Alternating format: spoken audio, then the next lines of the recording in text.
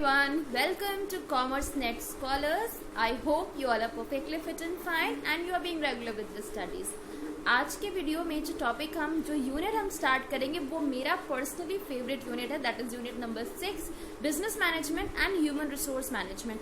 And most of the questions आते हैं इस यूनिट से, बट मार्क्स स्कोर करना थोड़ा सा प्रॉब्लमैटिक इसलिए हो जाता है कि कुछ कंसेप्ट हमारे माइंड में क्लियर नहीं होते हैं, जिसकी वजह से हम सेम मिस्टेक्स रिपीटेडली करते जाते हैं और मार्क्स लूज कर देते हैं. बट आई होप मेरी वीडियोस देखने के बाद आपका वो सारा कंफ्यूजन, सारा डाउट क्लियर हो जाएगा and you will be very clear with the concept. So without wasting time, we'll start with today's unit number 6, that is business management and human resource management. But before I start with the video, let me remind you, please do like, share and subscribe the channel and be regular with the channel for all the latest updates. Let's proceed with today's topic, that is business management and human resource management. पहले हम business management cover कर लेंगे, फिर हम HRM पे जाएंगे. सबसे पहले तो यूजीसी को थैंक्स बोलो कि उन्होंने ये दोनों टॉपिक्स अलग अलग यूनिट में नहीं डाले, क्योंकि ये एक ही यूनिट में आ चुका है तो ये थोड़ा शॉर्ट हो जाता है. Otherwise business management independently and HRM independently are very vast topics, very vast subjects. ठीक है, so a big thanks to UGC for combining these two units into one, that is unit number 6. जहां तक management की बात करते हैं तो पहले मैनेजमेंट को समझ लेते हैं कि व्हाट इज मैनेजमेंट. जैसा कि उसका टर्म ही होता है management. Manage yani you are going to handle something, you are going to make plannings, you have to take care of something in a planned way. ठीक है, तो यहाँ पे हम किस चीज को मैनेज कर रहे हैं? मैन को. ठीक है, मैन दिख रहा है मैनेजमेंट में man. You are going to manage the man and T will be tactfully. यानी कि आप अपने ऑर्गेनाइजेशन में जो आपका ह्यूमन रिसोर्स है, आपके जो इंडिविजुअल्स हैं, जो एम्प्लॉयज हैं, जो आपके रिसोर्सेज हैं आपके ऑर्गेनाइजेशन में, उनको आप कितने अच्छे से मैनेज कर पाते हो, यही काम होता है मैनेजमेंट का. ठीक है, basically it is the practice of getting things done by others as the way you want them to do it. ठीक है, अपने तरीके से दूसरों से काम करवाना ही तो मैनेजमेंट है. ठीक, तो स्टार्ट करते हैं. मैनेजमेंट तो आप सबको पता ही होगा कि क्या होता है. तो सबसे पहले आज हम बात कर लेते हैं मैनेजमेंट स्टाइल्स के बारे में, कि कौन कौन से स्टाइल्स हैं जिसके अंदर the managers are adopting these styles and they are managing their organisation. ये जो स्टाइल्स होते हैं ये manager to manager, leader to leader and organisation to organisation different हो सकते हैं.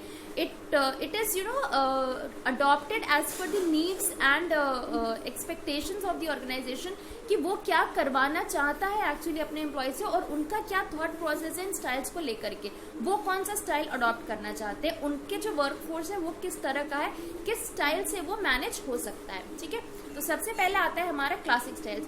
अब बिफोर आई स्टार्ट एक्सप्लेनिंग, ये जितने भी स्टाइल्स है ना, इनका जो एग्जाम्पल होगा ना, वो जैसे जैसे मैं समझाऊंगी बेस्ट वे में you can related with your fathers. Usually there is an impression कि fathers are very strict, but that's not so. Fathers are really very cool.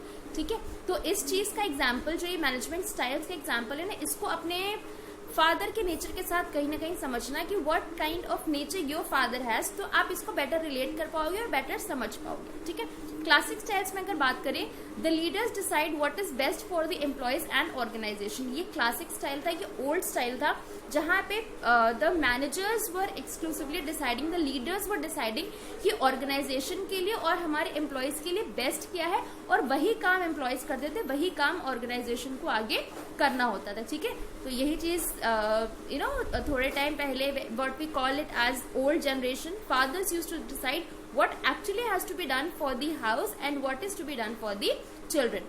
उसके बाद आता है autocratic styles. The ideas and suggestions of subordinates are not considered by the superiors. यानी कि यहाँ पर जो managers होते हैं वो अपने subordinates के, अपने employees के ideas को consider नहीं करते, बिल्कुल भी उसको value नहीं देते. तो अगर आपके पापा बहुत ज़्यादा strict हैं, आपकी कोई बात नहीं सुनते हैं, आपकी बातों को value नहीं देते हैं, तो try to convince him in some other way, right? तो वो एक हो गया ऑटोक्रेटिक स्टाइल्स, कि पापा ने जो कह दिया वो होना है, पापा is not going to listen, कुछ भी कहो कुछ भी करो. ठीक है, so that is a kind of autocratic styles of management. उसके बाद है democratic styles. The ideas and suggestions of the subordinates are welcomed by the superiors. Democratic जैसे कि हमारा गवर्नमेंट भी होता है, इसको इस तरह से आप समझ सकते हो कि we are free to express our views, express our opinions, what we actually want. We are liberal enough to tell the managers, we are liberal enough to tell our superiors superiors that what is our opinion and what is our viewpoint about a particular problem or a particular task. उसके बाद आता है laissez faire style. The employees have authority to take decisions and manage their own work. Now this comes my style of father.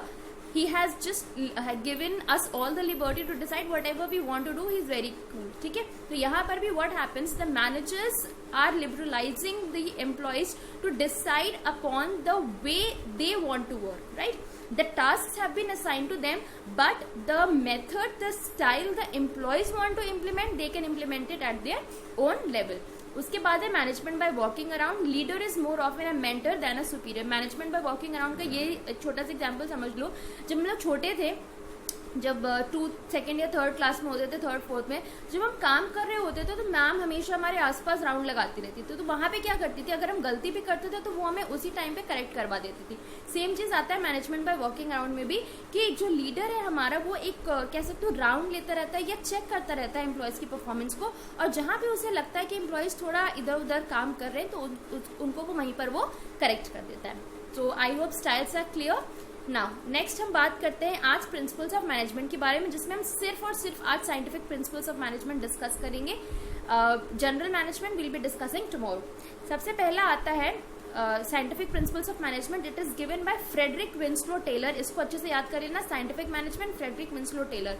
याद करने में अगर problem हो तो साइंटिफिक एस से है, टेलर टी से है. पास आता है ना एस टी, तो ऐसे याद कर लेना साइंटिफिक टेलर. ठीक. 5 साइंटिफिक प्रिंसिपल्स इन्होंने दिए थे, जिसमें सबसे पहला था science not rule of thumb. Rule of thumb का मतलब होता है कि एक बार जो कह दिया वो कह दिया, वो चाहे सही है या गलत है वो इम्प्लीमेंट होना है. बट ऐसा नहीं था. वॉट ही डिसाइडेड अपॉन कि हम साइंस को फॉलो करेंगे, मैनेजमेंट को एज अ साइंस लेके चलेंगे. हम ट्राई करेंगे कि basically which practical problem is having the best practical solution. ये नहीं कि जो पास्ट में होता आ रहा है हम भी वही करेंगे. उसके बाद हार्मनी नॉट डिस्कॉर्ड. हार्मनी यानी कि जो एम्प्लॉयज हैं ऑर्गेनाइजेशन के, जो सुपीरियर्स या सबऑर्डिनेट्स हैं, उनके बीच में एक हार्मनी वाला रिलेशनशिप होना चाहिए. कोई भी क्योस, कंफ्यूजन या डिसऑर्डर टाइप्स नहीं होना चाहिए. फिर है कोऑपरेशन नॉट इंडिविजुअलिज्म. कोऑपरेशन होना चाहिए एम्प्लॉयज के बीच में. ये नहीं कि एक डिपार्टमेंट दूसरे डिपार्टमेंट के बिना हेल्प किए आगे काम करता जाए, तो अल्टीमेटली वहां पर भी क्योस और कंफ्यूजन का सिचुएशन ही क्रिएट होगा.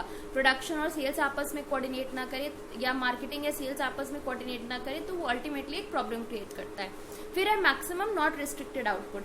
ये वाला जो प्रिंसिपल था ये कहीं ना कहीं बाद में निग्लेक्ट कर दिया गया था, क्योंकि मैक्सिमम आउटपुट देने पे क्या होता था कि जो हमारे एम्प्लॉयज थे उनकी परफॉर्मेंस हैम्पर हो रही थी, क्योंकि उनको कहीं ना कहीं फोर्स किया जा रहा था कि आप मैक्सिमम आउटपुट दो.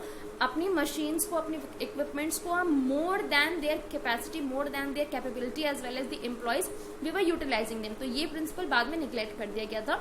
And the last one is development of each and every individual to his or her greatest efficiency. यानी कि जितने भी इंडिविजुअल्स आपके ऑर्गेनाइजेशन में हैं, उनकी ग्रेटेस्ट एफिशिएंसी क्या है, वो किस एफिशिएंसी तक काम कर सकते हैं, उस पर फोकस करना. Different plans, different strategies device करना, उनको मोटिवेशन प्रोवाइड करना कि वो अपनी एफिशिएंसी के अकॉर्डिंग ज्यादा से ज्यादा प्रोडक्टिविटी ऑर्गेनाइजेशन को प्रोवाइड कर सकें. ठीक है.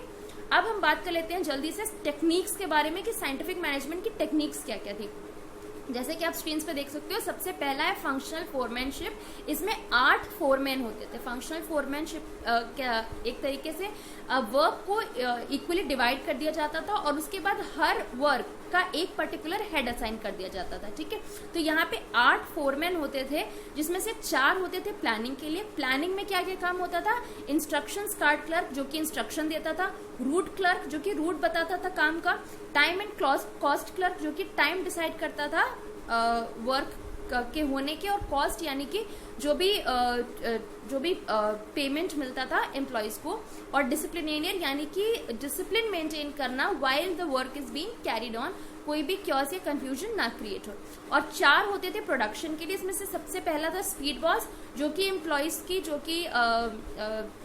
की स्पीड को मैनेज करता था, चेक करता था. उसके बाद होता था गैंग बॉस, जो कि used to the gang boss was basically authorized to provide a definite work to a particular group of employees.